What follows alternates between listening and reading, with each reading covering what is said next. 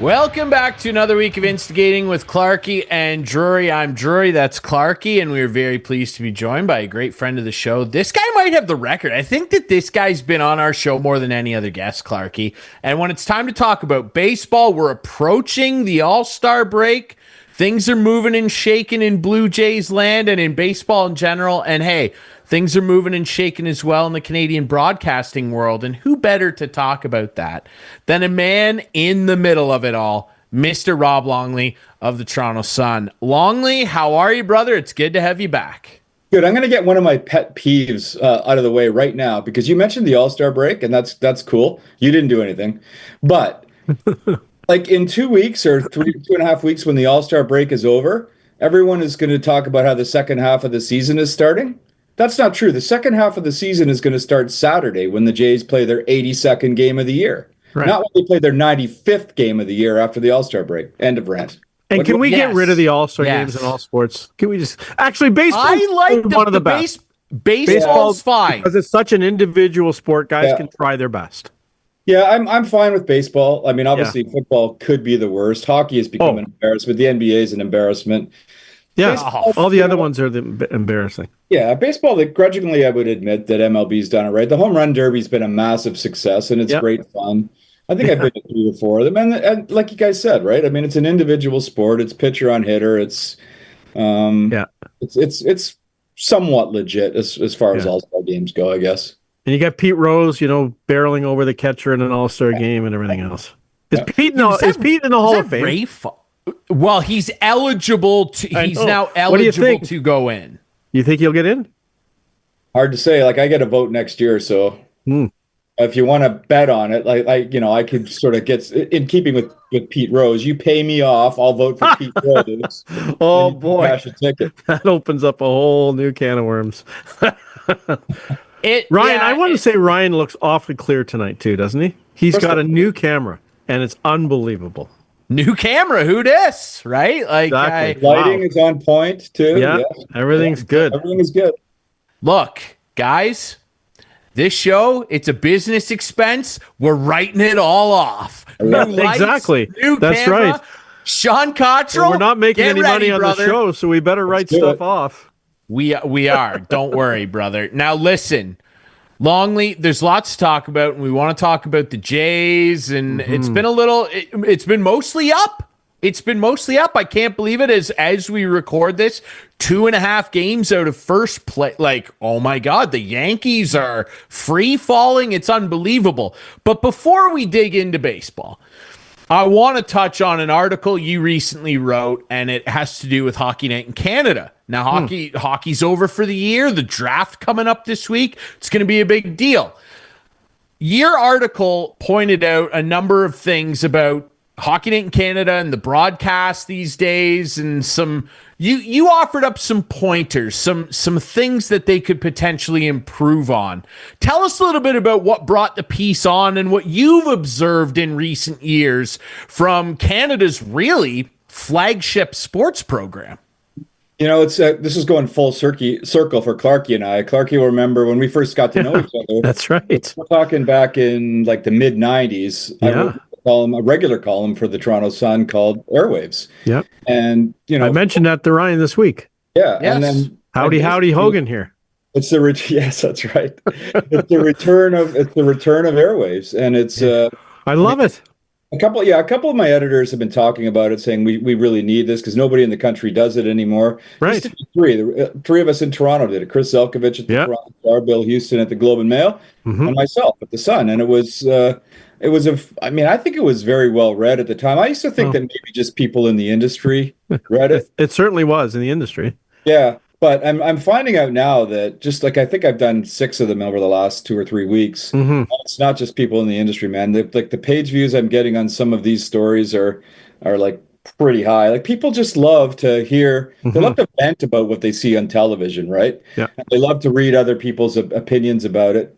And back to your point, Ryan, the obvious time to sort of start it, my editors thought was during the Stanley Cup playoffs, and over time, just watching casually, and maybe not with such a critical eye as I do when I write a column on it. I think I'm of the opinion that there's been a long, steady, kind of tragic demise of Hockey Night in Canada. And the piece you reference, I tried to outline that. I played, I had a little bit of fun with bastardizing, as I worded it, Elliot Friedman's 32 faults or 32 thoughts, and I had my 15 faults, and it was pretty easy to get to 15. I think I think the program lacks identity now, and I think it's and Clarkey, I'd love to hear your opinion on it too, because you're a guy who works in the industry.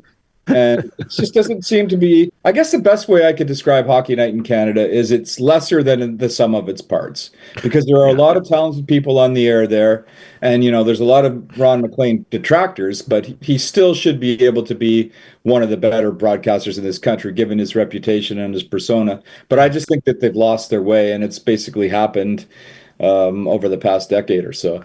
Well, I think there's too many people involved. 100%. There's just there's a panel here and people over here, and it like when Ryan came over the other day to watch the hockey game, we watched it on TNT. I think it was TNT, and it was. I thought they had a very good panel on TNT, and it's just too bad that back in the day, as well as I do, it was never a contest between a U.S. broadcaster and a Canadian broadcaster. The Canadians were always better, but now it's certainly, I think, swung the other way. I think they do a lot of good things. There's no doubt about it. But my biggest thing is too many people. And I feel for guys like Brian Spear, who's a good friend of mine, and producing that show, like at least the intermissions and pregame shows, there's a lot of people to get involved, and that's a very hard thing to do for a producer. For the prior to the column that you guys mentioned, I did write one about the best way to fix Hockey Night in Canada would be to give us more Kevin Bieksa, because I think he has the potential to be a star.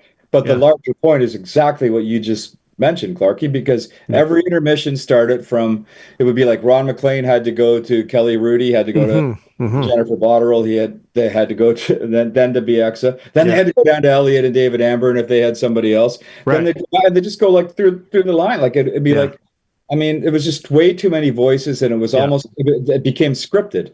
I think properly produced, and I don't mean this as a shot at Spearsy, because he's one of the best, as you know. Yeah. I would suggest to you that the guy who's really producing the show is also the host. Yep. No doubt. Has a lot of say in the way things are 100% on air. But yeah, I think if you had more Kevin Bieksa, you sort of developed him as a star. I think he has the potential to be that.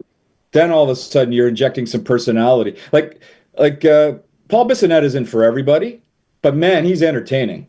He's incredibly entertaining, and he's outspoken. I wish he kind of hadn't have played that whole "I'm a Leaf fan" thing, because I think that took away some of his credibility. But the dude has. I loved it. Yeah, well, it's fun. Right? Well, look, I don't. It is. It's entertaining. It's a stick. It is, and I think I don't have a problem with it so long as you don't let it actually taint the way you observe the game. Fair. And to the large majority, I don't care about him wearing on his sleeve that he's Leaf fan, as long as his analysis is fair and unbiased, which generally I think it is. He's fair with it. I mean, go back in time, like Grapes, like Don Cherry, who's a key part of this conversation and the history of the program, whether you like him or don't. They have never replaced him. He was always very, out there and abrasive almost at times, that he was a huge Bruins fan. He wanted the Bruins to win, but he was very, he was critical of them when he needed to be, and he was generally fair with it. And that's another thing too, where I think Bieksa, when I read your piece, Rob, which is available online, by the way, go check it out on the Toronto Sun. It's a great piece. Bieksa factors in heavily into that conversation of where is the Don Cherry replacement, the guy who had a little bit of fire in his words and could bring a little bit of heat, which he does, but we don't get enough of it, like you said, because of all the cooks in the kitchen. Yeah, exactly. And, I think, he would be he seems to me to be quite a bright guy. and properly produced and nurtured, he could be a star. And I think he's bright enough to do it. It's just a matter of letting him, giving him the forum to do it. Honestly, I don't even know who would watch intermissions anymore. I mean, if you're a hardcore hockey fan, you might want to catch the second I'm talking about the regular season. You'd want to catch the second intermission because Elliot Friedman always has good news. He's awesome. And he's on point with all that. He's probably I'd say he is the best, certainly one of the best, if not the best insider in the sport right now. Yeah. But that first intermission, it's unwatchable. And when poor old Ron gets lost in his puns and the inside jokes, like that's the stuff that drives me crazy. When they're all laughing at Ron's jokes because they're the only ones that know the punchline. It's a little bit much for 2 million viewers across the country. And they've gone from having the star of all stars at the time when he was the king, Don Cherry, and you were at a game and like the media would be huddled around the TV watching the intermissions. It's gone from that, a one-on-one, 2 guys, to like 8 guys, and they've never replaced Don. I think at one point they thought maybe Brian Burke was the guy. He wasn't the guy. Bieksa, is he the guy? He's not the guy, but he's good in his role. Right. They've never really replaced the Don and Ron show, and that's that intermission where people, even if the game was crap, people wanted to watch them. So it's tough. It's appointment viewing, literally appointment viewing. Now absolutely, but and we'll see. And like for people, like, look, I understand that Don. You talk about Paul Bissonnette not being for everybody. I understand better than most that Don was not for everybody either. But the whole thing that made Coach's Corner appointment viewing for people, and a big reason why people that would constantly come up to me over the years and go, I hate Don Cherry, but they watch it. Absolutely. The whole reason why was because he would either say something that fired you up and you'd go, yeah, that's right, Don, or he'd piss you off and be like, can you believe what this guy's talking about? That's entertainment. It's a two-sided coin, and I really feel like they're missing. Here's my biggest, I read your piece and I agreed with everything in it, Longley. For me, if I could boil it down to one thing, I feel like the passion is gone. It feels passionless, and that's not a slight on the production team. And I feel like those people show up every night and they want to do the best show possible. It just feels like the way they're trying to accomplish that sucks the passion naturally and the fire out of what should be an extremely engaging, fun, and passionate broadcast. This is hockey we're talking about, and it feels like we're sitting down for a quiet Saturday night poker game. That's a really good point, Ryan, because, I think the openings are outstanding. They do a really good job. They're so good. And then so that gets you all fired up to see what the panel is going to have to say. And then it's like, what? Now what? Here's a story about Don Cherry, too. I don't know if Clarkey will remember this, but when he was in his heyday, and we're probably going back a decade or so, every Saturday night, the Canadian press, the People's Wire Service in this country, had somebody assigned to Coach's Corner, like not in the arena. They'd be watching it at home, and they would send out a 300-word story every night on what Don Cherry said. And the reason they had somebody assigned to it was just in case he said something that was going to be outrageous or really fired up the fan base. But to the larger point, it was because people really wanted to hear what he had to say. Mm-hmm. The outrageous, the better, but they wanted to hear what he had to say. And I don't think there's really anybody in Canadian hockey broadcasting now that sort of fits that bill. No. I think Jeff O'Neill has the potential to be that way over at TSN. He's the closest one. He's the closest one. Yeah. It's and it's too bad because it makes for a blandness, and you nailed it, Ryan. The passion is missing. Yeah, and let's talk a little bit more about Don. 91 years old now, and just did his last podcast. I listen to the podcast. I'll be frank with you. I listen to it every week. 15 minutes with.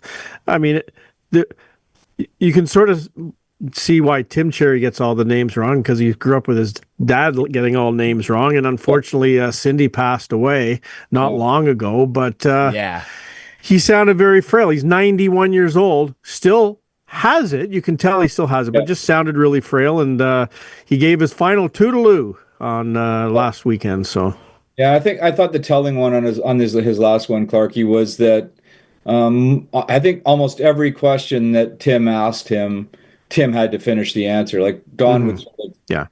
give you 7 or 8 words, He's 91. but he's 91, right? Yeah. I'm sure he's still sharp for a 91-year-old, but Yeah. literally He's 91. Yeah.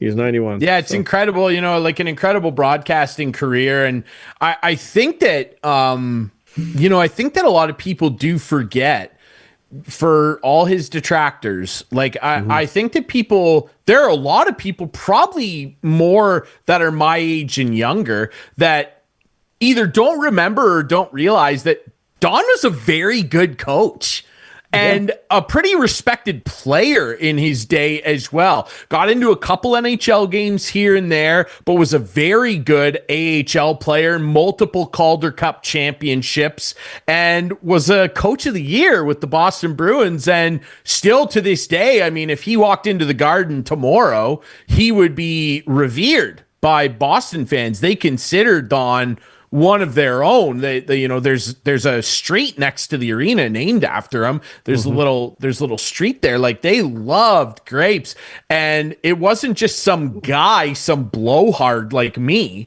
that has nothing to fall back on in terms of being a pro. This guy was a very good player. He was tough too. He fought some of the nastiest guys in hockey history. The guy had to play for Eddie Shore, for God's sake, and he was a very good coach. So I think that a lot of people forget that sometimes, and I don't want that to be forgotten. The fact that he was a hockey guy. And the other thing I just want to mention too, that I knew Don pretty good. I produced his Grapevine show. You did. The radio show with him and Brian Williams. And to be honest with you, he was the most easygoing guy when he did that radio show. I hear he's a little different when he's doing when he was doing Coach's Corner, but when he was doing the Grapevine, Brian was more of an intense guy to work with than Don was. Don just came in track pants and a t-shirt and sat down and shot the breeze. But the other thing I remember about Don was 1978.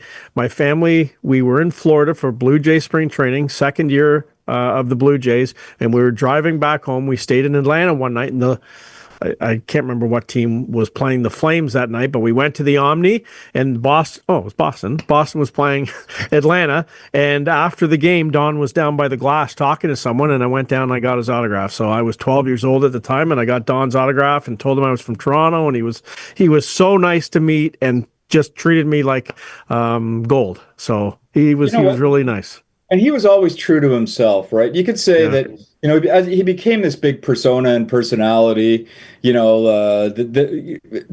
restaurants and the dog and the Rock'em Sock'em videos and, the shtick that went with all that. But at his core, he was true to himself. Like, there was nothing phony about Don Cherry. He believed what he believed, and he was willing to say what he believed, and average Joe Canadian and average Joe Canadian hockey fan could 100% resonate with it. And that's why they hung on just about every word that he had to say, especially when he was in his heyday. Yeah, 100%. Sure. And let's be frank here, like back in the CBC days, they tried to get rid of him like 10, 12 times, double digits. Like a new producer would come and go. Like, there's a joke in one of his books, Stories, the Don Cherry Stories books, that he was like, the producer at the start of the year would be like, this is probably your last go round. And then I'd meet a new guy next summer and a new one next summer, right? Like they tried to get rid of him forever and they just couldn't. And I understand, to get back to where Hockey Night in Canada is now, chatting with our friend Rob Longley here, I understand it's a daunting thing to replace somebody like that. Like, we're talking about, we're talking about replacing Dick Van Dyke here. We're talking, Johnny Carson. Like, that's what we're talking about here in terms of Canadian broadcasting. No one watched that show more. And I genuinely wonder, from both of you, and from Clarkey, you worked in that building for a long time. You know the ins and outs. You worked at Leafs TV. Like, I'm curious, both of you, and I'd put it to Longley first, because I know Clarkey's answer is going to be really long. What would you guys do? You're the producer right now. I come to you tomorrow and say, you're the new producer of Hockey Night in Canada. What changes would you make, Rob? Well, first off, I would acknowledge that that Don Cherry is irreplaceable. You can't come along with the next Don Cherry because he doesn't exist, and the era where a personality like that could exist in television doesn't exist. So you have to find out what resonates with viewers. And Ryan, you made a good point. Bring back some of the passion. Find a personality that you think can really resonate with viewers, somebody who can have an opinion and be articulate enough with that opinion, but also be passionate and at times controversial about it, and be entertaining. We already talked about this. It's television.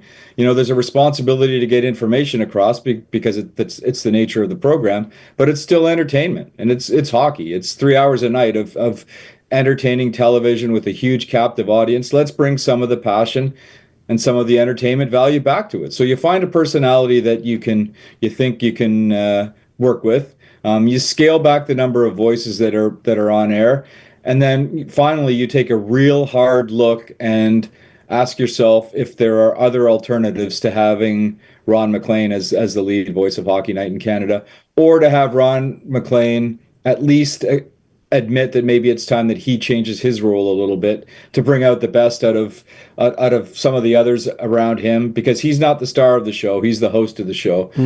Maybe that's one of the traps that Hockey Night in Canada has fallen into a little bit in the post Don Cherry era.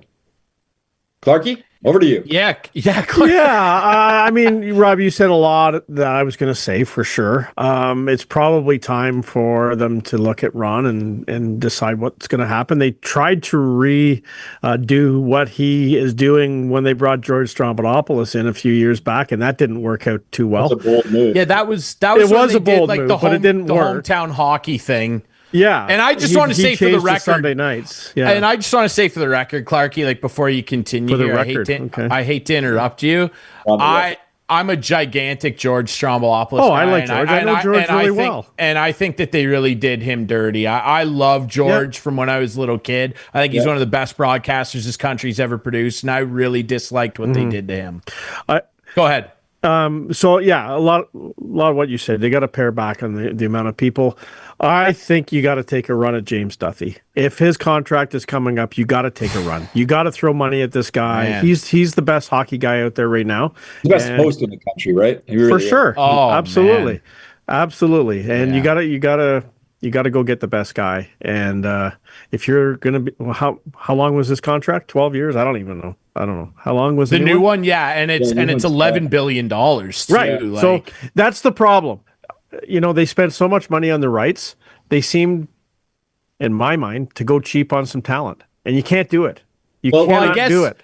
Well, here's what happened too, and it was actually a stroke of brilliance on TSN's part. Now we don't know what the future of TSN is going to be. There's rumors that Bell Media wants to get out of it, and maybe they try to sell it and all that kind of stuff. But when they lost the rights to the national rights to Sportsnet for the first time 10 years ago, they did a really smart thing. That rather than just crater and figure the world was ending, they said, "Hey, wait a minute. We're going to spend money and be the best at information. 100%. To be the best at hockey information. We're going to make it entertainment. We're going to make a bigger star to James Duthie. We're going to hire guys like Pierre LeBrun and Darren Dreger. They took away from Sportsnet. They paid these guys money. They paid them a lot of money, right? Yeah, absolutely, they did. But it's a drop in the bucket compared to what it costs to have national rights. No doubt. So it was a winning formula for them. And I tell people this all the time, and it's especially during the Leaf series, the two rounds that the Leafs were in the playoffs this year.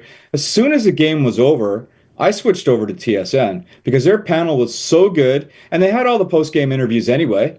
The only one they would be whatever one Kyle Bukauskas got at ringside, but they would have all the scrums as quicker than Sportsnet, and they would they had infinitely better analysis. Cheryl Pounder, to me, is the best women's voice in hockey broadcasting right now. As I said earlier, I'm of the belief that O-Dog, Jeff O'Neill, is a star in the making. For a guy who can be a little bit goofy and a little bit snarky, he can really break down a play and do it with concisely and do it with an opinion. And 100%. That to me is the star analyst. And then you've got Duthie, as you guys said. I mean, I think leaps and bounds the best in the craft in this country, and one of the best in North America. Yeah, for sure. Yeah, and then you pair it up with the fact that like Overdrive, like in terms of sports talk shows, I'm biased, and look, I like LaGreca and some of those guys down there. I like Cowherd's show. I like Rich Eisen. There's a lot of great shows down in the States. Like, just in my personal opinion, Overdrive is the best sports talk show in North America. Like, you pair up a guy like Brian Hayes, who they've tried to, and he'll be there on free agency day. Like, they've squeezed Hayes more into the TV spotlight too, which I think is a great idea in terms of radio and like, long form analysis shows. He's unbelievable too. Like, they have a cadre of talent there that really, right now, to me, I agree, Longley is unmatched. And one way or another, if Duthie stays, Brian Hayes could be a target for Sportsnet. If Duthie goes, Brian Hayes could be a replacement for Duthie. No doubt. Absolutely. I would be surprised if guys like him, and even Odog, if he would listen, if they would, Rogers would approach him, would he listen? I'm sure. Why wouldn't he? Right.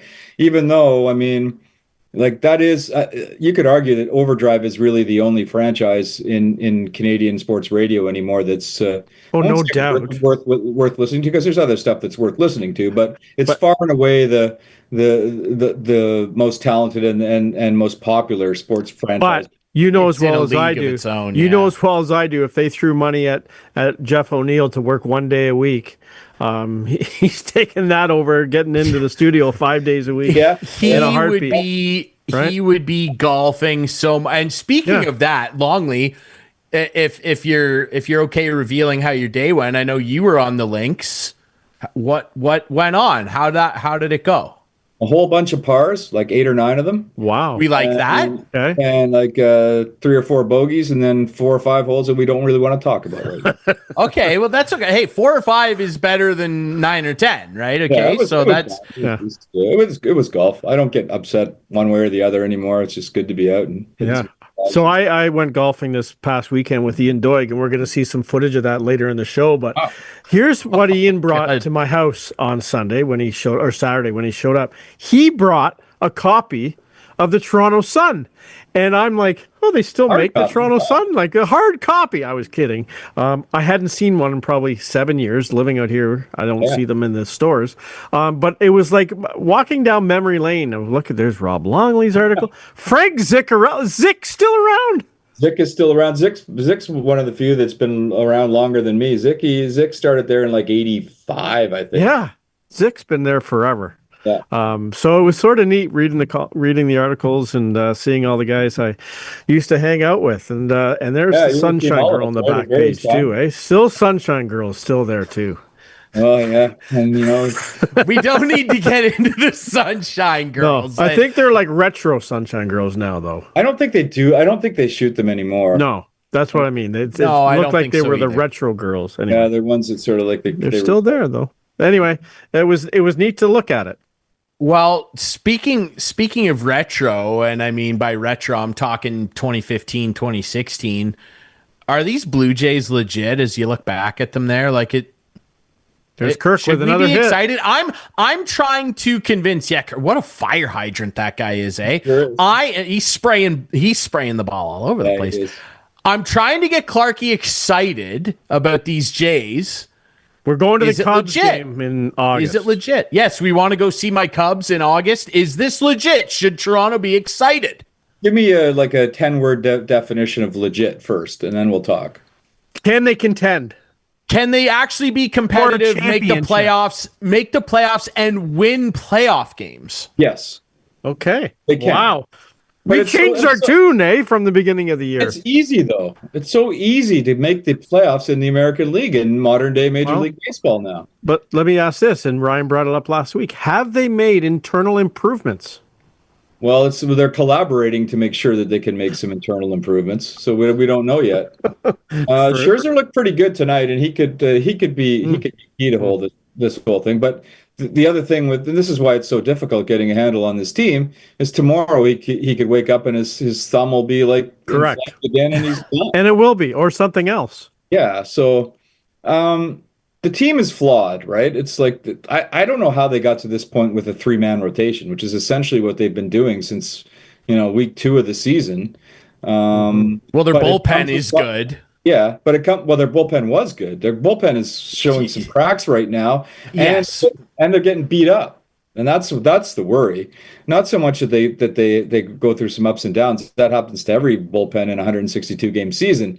But when you're overused, like this bullpen has been, then you start to see the cracks. Like, what's going to happen when Jimmy Garcia comes back? Like, he was so key to what they were doing in the first month and a half of the season, but they used him so much that he, I won't say blew out his shoulder, but he certainly injured it enough to be sent to the injured list. And he's working his way back, but the guy's like 36 or 37 now or whatever he is. And what's he going to be like for the second half of the season? Last year he was on the IL twice, right? Chad Green looks like he's cooked. I think Jeff Hoffman will get things figured out, but there's just so many ups and downs in the season, and pitching is gonna carry you farther than anything. But here's one thing I will say. If you look at their three biggest offseason acquisitions, two of them essentially haven't played yet. Max Scherzer's back tonight, so let's see what he's got. If he can be a force on that rotation. And everybody told me who watched him, and I watched him in spring training myself. Everyone said that was the Max Scherzer of old. It wasn't an old Max Scherzer. It was a guy who wins you Cy Youngs. That's how good he looked. So if you get him back, and there's this other guy, I don't know if you've heard of him. His name is Anthony Santander. Sounds familiar. I think he hit 48 home runs last year. Yeah. He was in the Blue Jays lineup for about a month, but he was invisible because he did next to nothing. And now he's been on the injured list for about a month too. So, I mean, are you ever going to get any production from him? Maybe. But so here's the negative thing for Jays fans who expect Anthony Santander to magically lift this offense in the second half. And everybody talks about how he's a slow starter, as if that's some sort of an excuse, and you don't have to worry about him until his second month of the season. Well, he's been out so long that he's going to be starting the season all over again. So whenever he does come back, does that mean he's not going to be able to produce until September 1st? Are we not going to get Anthony Santander production until Labor Day? Who knows, man? I mean, they've been pretty fortunate. Some of what they've done has been smoke and mirrors. Credit to guys like Addison Barger, who could be legit. He has shown signs of legit power. Ernie Clement, who's a utility guy and is hitting 300 now, and just seems to be getting base hit after base hit everywhere he goes. Is that sustainable? I mean, at some point you have to have the top of the order carry the freight. It can't be all bottom of the order. So we shall see. They're comfortably in a wild card spot now. As you guys mentioned off the very top, they're 2.5 games behind the Yankees for first place in the American League East. And craziness. Yeah, and there's a 4-game series. The Yankees are in town for 4 starting on Monday, including a Canada belt, which is always a big festive affair at the Rogers Center. So the Yankees, as you guys said, aren't playing that well. I mean, if we record this like 10 days from now, could the Blue Jays be in first place? I suppose it's possible, but I wouldn't be wagering on it. Let's just say. No, but the fact that we're even talking about it being a remote possibility, let alone a fairly decent one, is encouraging in and of itself based on what we were saying in March. Yeah, the narrative has fairly significantly since then. I just really would like them to go and get some help, because it's one thing, when we had Keegan Matheson on, when his book came out, one thing we were talking about with him was generally the offseason moves and tweaks that this front office have made have generally worked out.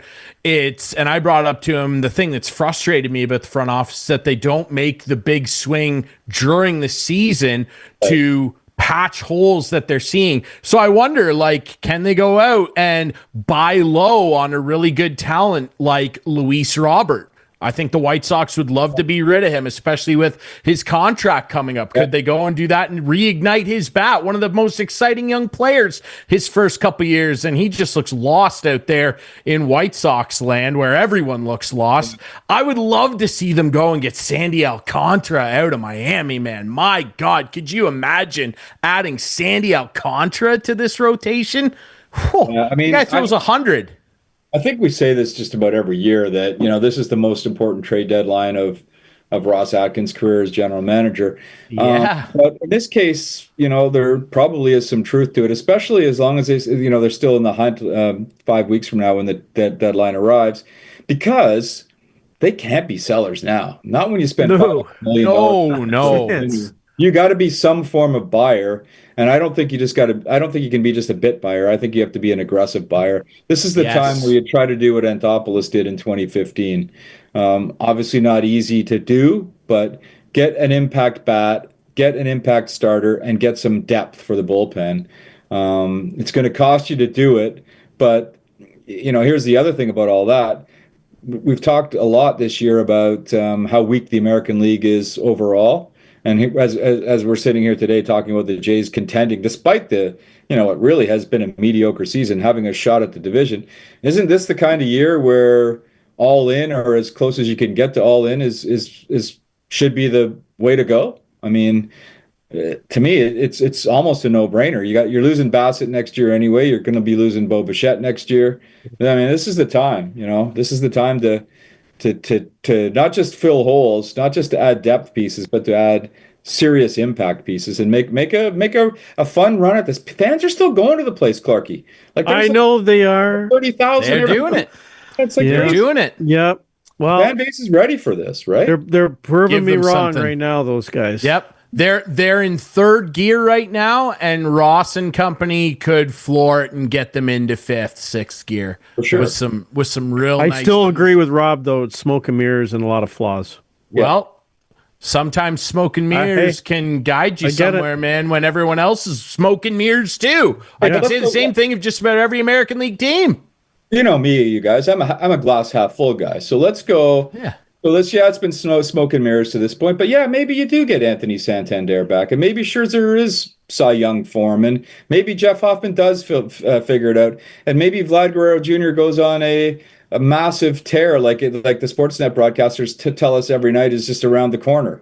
Maybe all these things start to happen because in almost every measure, most of the serious measurable ways, this team is underachieved, and yet they're into this point. So if they ever start achieving, who knows? Let's go glass half full. Mm-hmm. Okay, I like that a lot. Glass half full, and he's the guy that we like to gather around the table with our half full glasses and talk about the Jays. And hey, some broadcasting too. Rob Longley of the Toronto Sun at Longley Sun Sport. Please follow him. You can find all of his great work there online. Media Longley, critic, you're one of the best, brother. Media Airwaves, critic, ladies and gentlemen. Long time media critic. He's not new at this, okay? Airwaves Longley. is back. Airwaves is back. Let's go. I'll tell you one more story about Airwaves and Clarkey. Yeah, please. Like back in the day when I first started doing it, like decades ago, I did two a week. One was Thursday for Friday, which was just sort of issues and looking ahead at what was going to be on the weekend and all that. And then I did a real TV critic type column Sunday for Monday. So there would be the odd weekend, and it actually happened more often than you would expect. I'd watch all kinds of television all weekend long, and it'd be like 5:00 on Sunday afternoon, and I had to start typing, and it's like, I haven't seen anything good or bad on television all weekend. What am I going to write about? Right. Yeah. It's not the easiest job. It's and the too other mediocre. No, it's not. You got to be careful about I learned this lesson in early days. You can't take cheap shots at people too, because it's just you lose any credibility, and there's no point in it, right? I mean, you can be critical, but just try to be as fair as you can.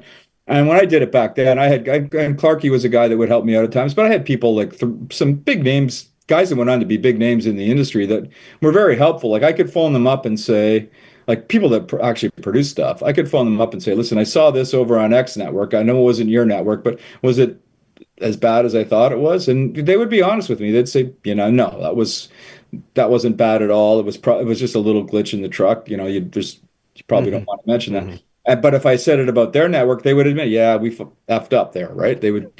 So it was like, anyway, it was not the easiest thing to do, but it was pretty well read, and the stuff now people have a real hunger for it. So we're going to see where it goes. Like right now, we're just kind of rolling it out as almost like a test drive and see. But the response over for the Hockey Night stuff has been pretty positive. A lot more people read that than they read the Blue Jays stuff, which is pretty. Right? Yeah, I love it. Hey, I love it. Keep it going. We're a big All right, hockey boys. country, man. They want it. And he's one of the best at doing it. Find all of his content. Toronto Sun, Rob Longley, one of the best. Thanks for doing this, buddy. Anytime, guys. We'll catch up soon. All right, we'll take a quick break. When we come back, as Clarkey promised, him and our friend Ian Doig hit the course recently. And we want to see what went on. We're going to be looking for dirty tricks. We're going to be looking for bad drops. We're going to be looking for mulligans, breakfast balls. We're going to be keeping an eye on what Clarkey was up to because we know Doigie's a man of integrity. We're going to be keeping a close eye on what Clarkey was up to next here on Instigating.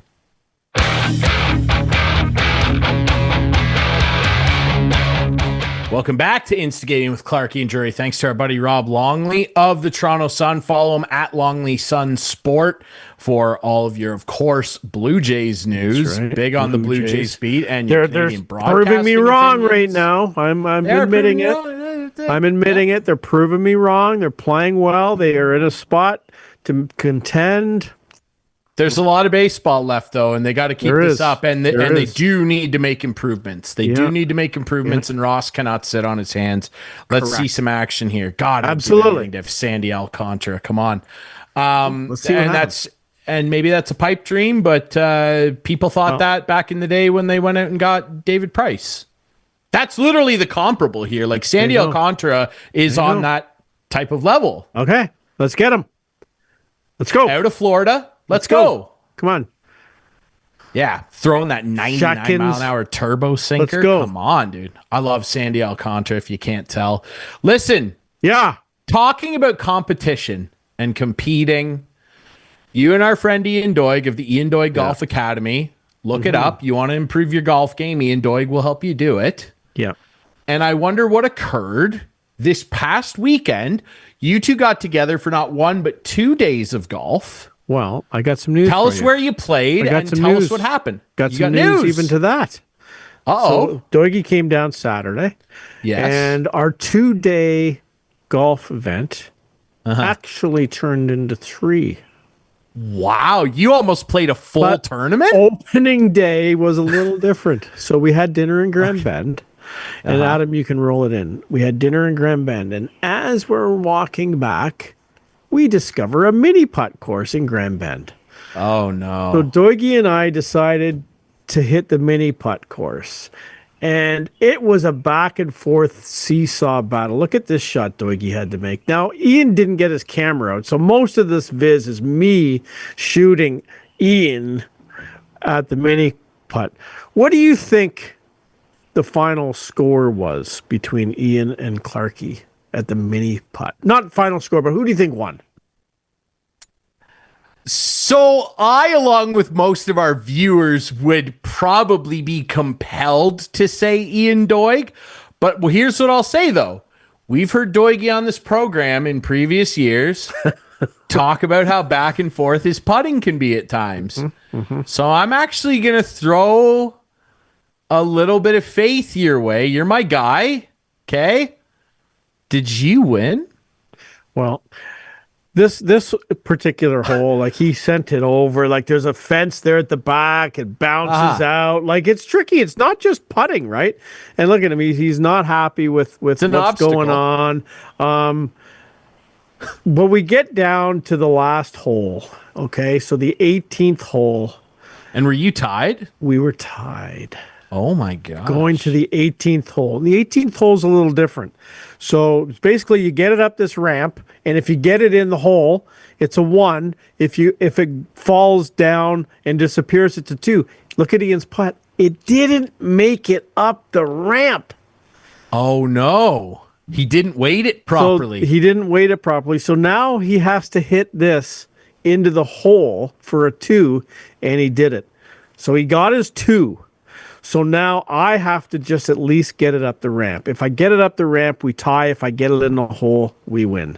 Well, I step up in my perfect form. I'm the lefty, of course. I don't like how you're setting this up, bud. You don't like how I'm setting up? And there it goes. You're making me nervous. And I missed. Just lipped out for the 2. So we tied. Well, you had to There's the scorecard right there. No, you lose the ball. the ball disappears into the thing, and you can't get another ball. So you need to go. Tie. You have to go to the front. I've had this happen to me before. Have you? At Sauble Beach, when I think they still have a mini putt course there. Shout out Sauble Beach mini putt. Yeah. If you tie, you have to go to the front desk and request a ball and play one over. Well, we're going to do that next time then, because we ended in a tie. It's like kissing your sister. You ended in a tie. Okay. And that was the end of it. So then you are so old, dude. What a phrase to throw out. So the next day we hit the links, the real links. And I think you remember Sunday how hot it was. Oh my God, it was obscene. So we teed off.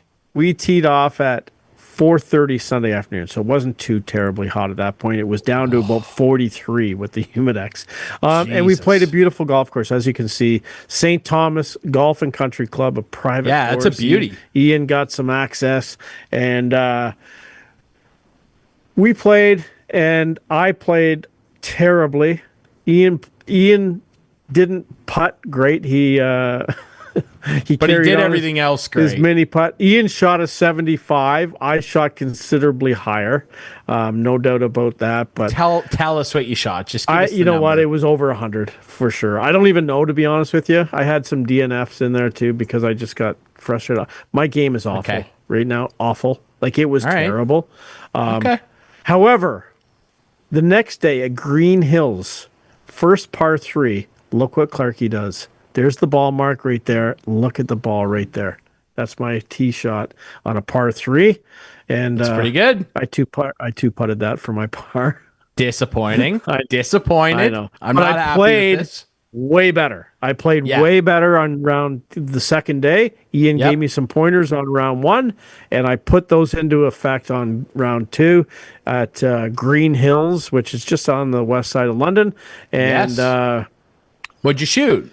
Well, to be honest with you, we teed off at 12:30 on Monday afternoon. That's a tough Do you time know to how be out hot there. it was at 12:30 Monday afternoon? Did you call it after the front 9? So we played, and no one was in front of us. Boom, boom, boom. We played. We never waited up until the 13th hole, and then all of a sudden, boom, we waited. And I said to Ian, I'm not sitting out here waiting much longer. And then we got to the next hole. There's 2 groups on it, and I'm like, we're out of here. So off we went. But it was just too hot. It was 45 degrees. Dude, so we did pack it in. But I had a lot of fun with our buddy Doigy, and my golf game got better, and that's what I wanted to accomplish. So a nice couple of rounds with Ian on the golf course. Yeah. Day-to-day improvement.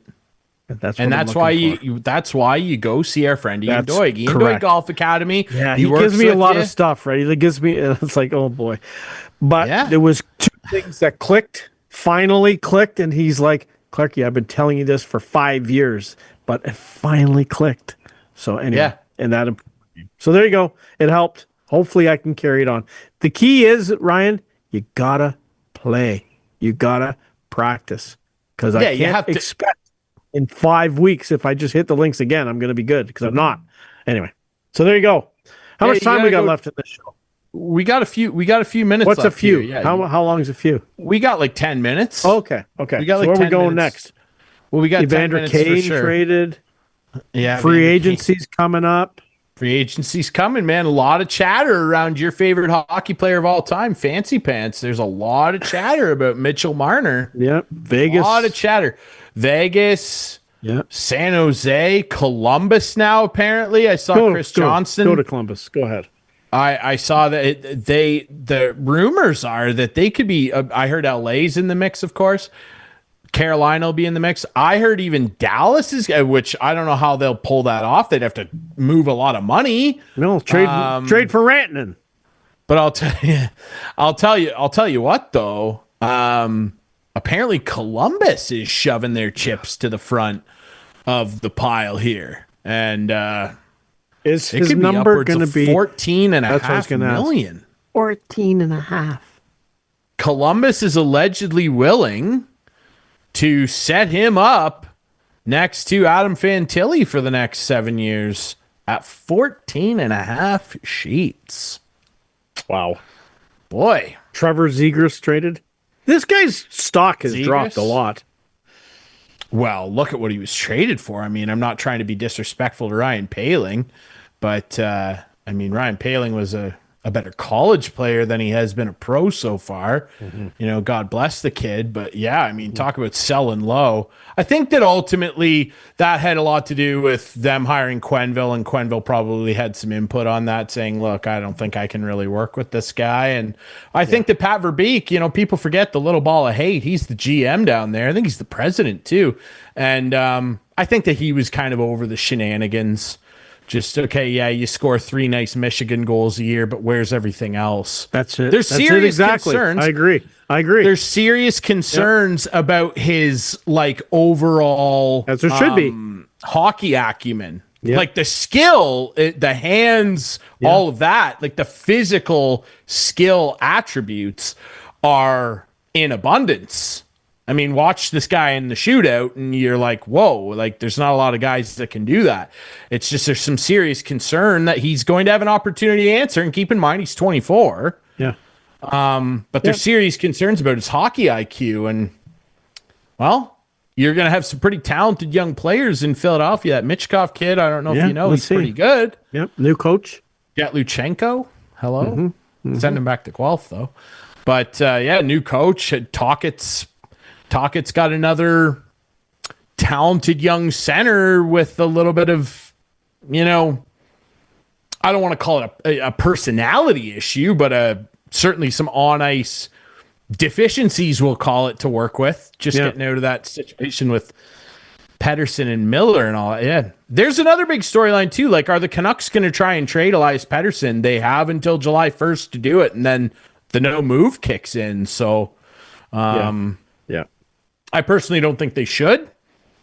I think he's too good, and you can't give up on a guy like that. But geez, $11.6 million, like he can't have a year like he did last year. Like he's got to have 90 points next year, man. You know. So let me ask you this: I don't know. Did the Leafs land a fish on Tuesday? A big fish? Not their own. I'm talking about like a Marchand or someone like that. Bennett, Ekblad. Probably. I mean, they have the cap space. They do. Like they have the cap space. Yeah. When you look at the overall free agency class, though, it's not really like headlined by a bunch of like huge impact guys. And that's, I think, the problem. There's going to be mediocre guys getting rich because teams are going to pay them. There will be. I'm more interested to see what kind of trades go on. We've already seen some. The draft always has plenty of deals. Yeah. I'm not just saying this. I think my team could potentially be very active. Yeah. So yeah, I don't know. I do think that they will sign one of those guys, although it's starting to sound like Sam Bennett is inching ever closer to just re-signing and staying. Well, he said he's re-signing, so we'll see if he does. But Marchand, if the Leafs could get Marchand on a somewhat cozy looking three, and I don't think I guess maybe $4 $8 million bucks. It could be $8 million. I think it would be an interesting maneuver, and it would certainly change some DNA. Well, we'll see what happens. Let's take a break. Let's take one break, and we got a little special ending to this. We got a little announcement here. We're going to take a quick break, and we'll come back right here on Instigating.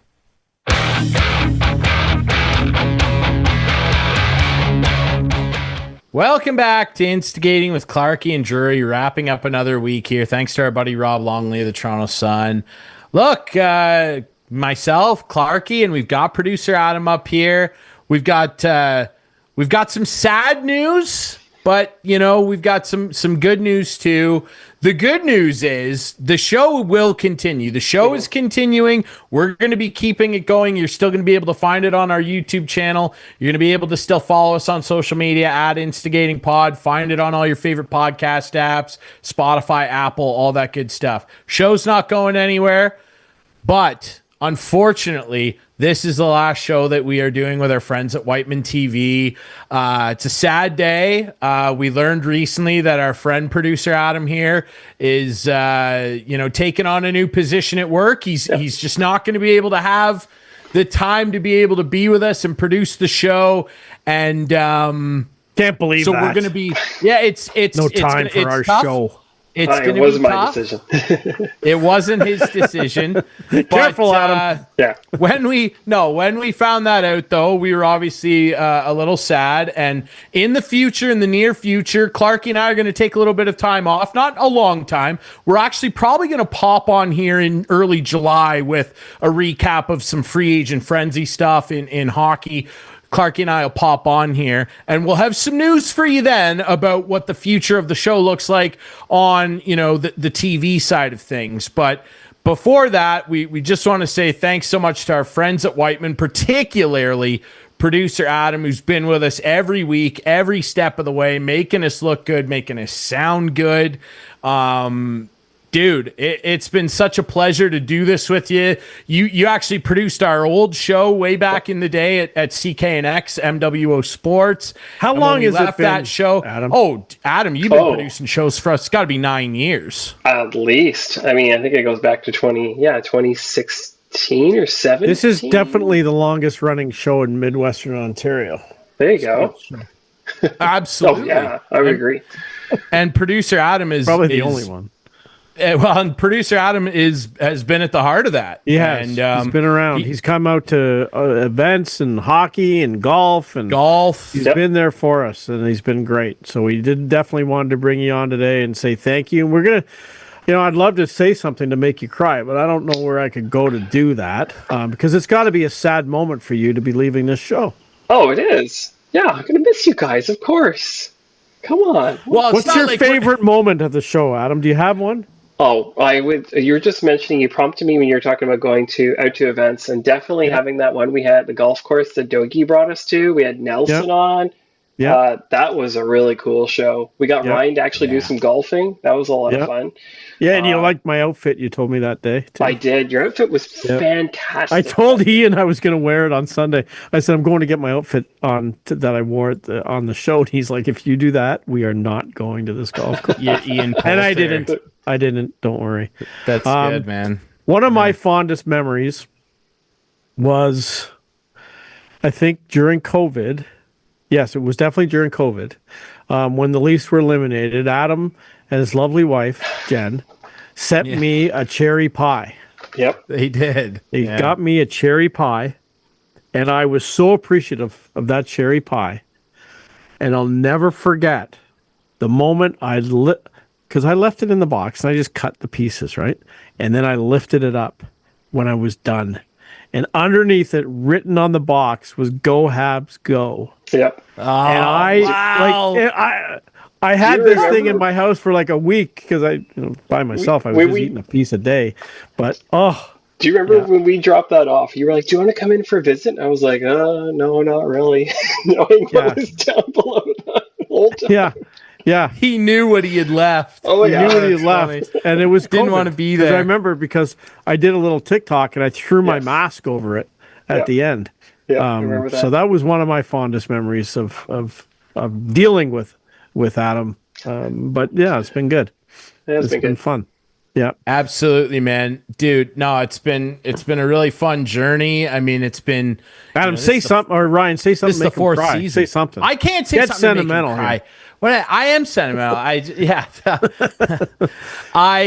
No, it's been the best, man. This is the fourth season of this show, and we're the two knuckleheads that are on here yelling at each other all the time. But fourth season. Yeah, this fourth season, dude, and that's a lot of time commitment to sit there and listen to us two boneheads yell and scream about sports. So seriously, you know, we really appreciate it, and it's sad, but it's not like we're never going to see each other. No. Like we got each other's numbers. Like Exactly. we're not cutting Adam out of our lives or anything. Yeah, but I just deleted him from our instigating WhatsApp you did. group. What?